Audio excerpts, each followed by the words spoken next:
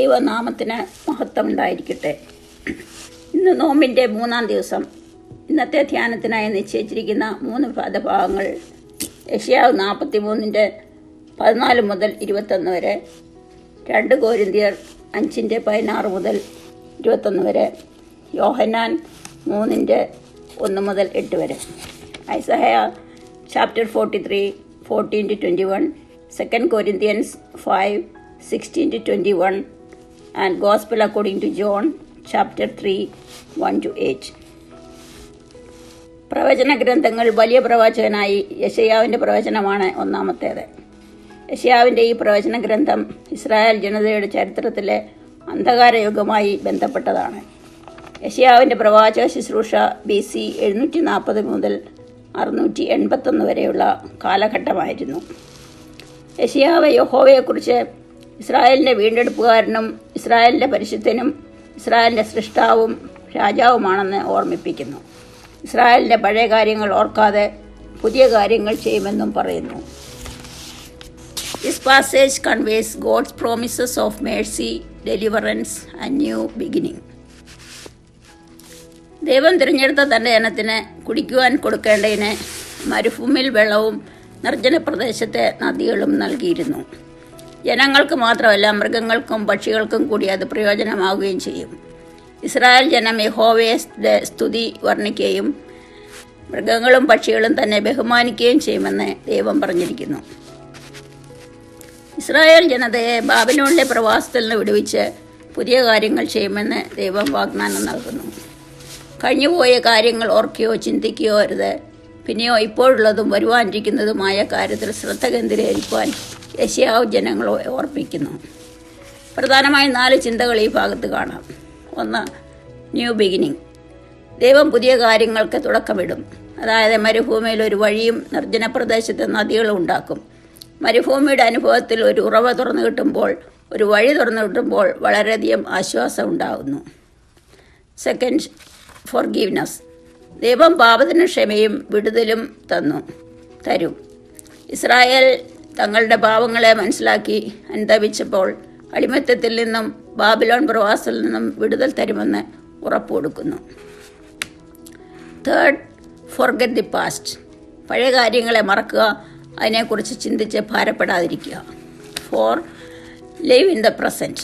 ഇപ്പോഴത്തെ അവസ്ഥയിൽ ദൈവത്തെ മഹത്വം കൊടുക്കുന്നതിൽ ശ്രദ്ധ കേന്ദ്രീകരിക്കുക. വർഷിപ്പ്. വിശുദ്ധ മന്ദിരത്തിൽ മാത്രമല്ല, സദാസമയവും ദൈവത്തെ ആരാധിച്ചുകൊണ്ടിരിക്കുക. Learn from the past. പഴയ അനുഭവങ്ങളിൽ നിന്നും നാം പാഠം പഠിക്കാൻ ശ്രമിക്കുക. നമ്മുടെ ജീവിതത്തിലും കഴിഞ്ഞു പോയതിനെ ഓർത്ത് വ്യാകുലപ്പെടാതെ വർത്തമാനകാലത്തിലും ഭാവിയിലും ശ്രദ്ധിച്ച് ദൈവത്തെ മഹത്വപ്പെടുത്തി നമുക്ക് ജീവിക്കാം. ദൈവം നമ്മെ സൃഷ്ടിച്ചതിൻ്റെ ഉദ്ദേശം തന്നെ ദൈവത്തിന് മഹത്വം കൊടുക്കുകയും ലോകത്തിന് ദൈവത്തിൻ്റെ മഹിമ കാണിച്ചു കൊടുക്കുന്നതിലൂടെ നമ്മുടെ ജീവിതത്തിലും പുതിയ വെളിച്ചം ലഭിക്കുകയും ചെയ്യും. God wants us to show love through justice, kindness and humility.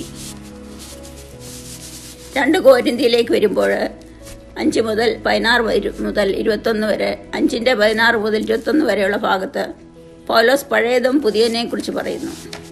പഴയത് കഴിഞ്ഞുപോയി, അതായത് തെറ്റിപ്പോയ മനുഷ്യൻ, പാപത്തിലായിരുന്ന പഴയ ജീവിതം, അത് കഴിഞ്ഞുപോയി. അതിനെക്കുറിച്ച് ഓർക്കേണ്ട. ക്രിസ്തുവിനെ ജഡപ്രകാരം അറിയുന്ന കാലമാണ് പഴയത്. എന്നാൽ ക്രിസ്തുവിനെ ആത്മപ്രകാരം അറിയുമ്പോൾ നാം പുതിയ സൃഷ്ടിയാകുന്നു. പാപത്തിലായിരുന്ന മനുഷ്യനെ ഉറിഞ്ഞു കളയുമ്പോൾ പുതിയ മനുഷ്യൻ അഥവാ ക്രിസ്തുവിൽ പുതു സൃഷ്ടിയാകുന്നു. ഇതിൻ്റെ കാരണക്കാരൻ ദൈവമാണ്. ക്രിസ്തുവിലൂടെ നമ്മെ ദൈവത്തോട് അടുപ്പിച്ചു. യാതൊരു നിരപ്പിൻ്റെ ശുശ്രൂഷയാണ്.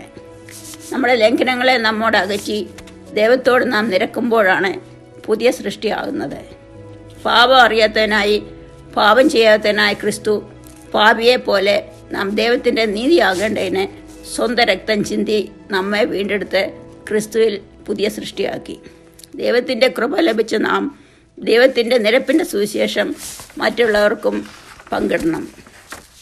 നമ്മുടെ ഓരോരുത്തരുടെയും ജീവിതത്തിലും ഒരു മാറ്റം ആവശ്യമാണ്. പുതിയ ജീവിതം തുടങ്ങിയാണ് ശരിയായ മാറ്റത്തിൻ്റെ തുടക്കം. മാറ്റം ഒരു പ്രോസസ്സ് അഥവാ പ്രക്രിയയാണ്, ലക്ഷ്യമല്ല. Change is letting it go and grabbing hold. ഈ ലോകത്തിൻ്റെ ചിന്തകൾക്ക് നാം അടിമപ്പെടാതെ നമ്മെ തന്നെ വഞ്ചിക്കാതെ പരിശുദ്ധാത്മാവിനെ പ്രാപിക്കുമ്പോൾ നമുക്ക് മാറ്റമുണ്ടാകും. ഇതിന് തടസ്സമായി നിൽക്കുന്നത് നമ്മുടെ കർക്കശ സ്വഭാവവും ചിലതിനോടുള്ള ആസക്തി, ചതി, ജഡമോഹങ്ങൾ ഇവയൊക്കെയാണ്. ഇവയൊന്നും നമുക്ക് മനസ്സിന് അടിമപ്പെടാതെ, അതായത് ജഡീകതയിൽ മുങ്ങിപ്പോകാതെ ആത്മധൈര്യത്തോടെ നേരിടാൻ ദൈവത്തെ പോലെയുള്ള പുതിയ മനുഷ്യനെ ധരിക്കാം. In our life, we need to submit every desire to Him and allow God to change us. യോഹന്നാൻ്റെ 3 1 മുതൽ 8 വരെയുള്ള ഭാഗത്ത് യേശു നിക്കോദിമോസിനോട് ദൈവരാജ്യത്തിൽ കടക്കുന്നത് എങ്ങനെയാണെന്ന് പറയുന്നു. പുതുതായി ജനിക്കുന്നില്ലെങ്കിൽ ദൈവരാജ്യത്തിൽ കടക്കുകയില്ല. എങ്ങനെയാണ് സംഭവിക്കുന്നത്?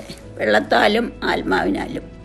ആത്മാവിനാൽ ജനിച്ചവൻ ആത്മാവിൻ്റെ പ്രവർത്തികൾ ചെയ്യുകയും അതിലൂടെ ആത്മാവിൻ്റെ ഫലം പുറപ്പെടുവിക്കുകയും ചെയ്യുന്നു. അതിനാൽ പഴയ കാര്യങ്ങൾ വിട്ടുകളഞ്ഞ് അതിനെ ഓർക്കാതെ ഇപ്പോഴുള്ളതിലും വരുവാനുള്ളതിലുമായ കാര്യങ്ങളിൽ ശ്രദ്ധിച്ച് ആത്മാവിൻ്റെ പ്രവൃത്തിയിൽ കൂടി ആത്മാവിൻ്റെ ഫലങ്ങൾ പുറപ്പെടുവിച്ച് നമുക്ക് ക്രിസ്തുവിൽ പുതിയ സൃഷ്ടിയായിത്തീരാം. അതിനായി ദൈവം നമ്മെ ഓരോരുത്തരെയും അനുഗ്രഹിച്ച് ശക്തിപ്പെടുത്തട്ടെ. നന്ദി, നമസ്കാരം.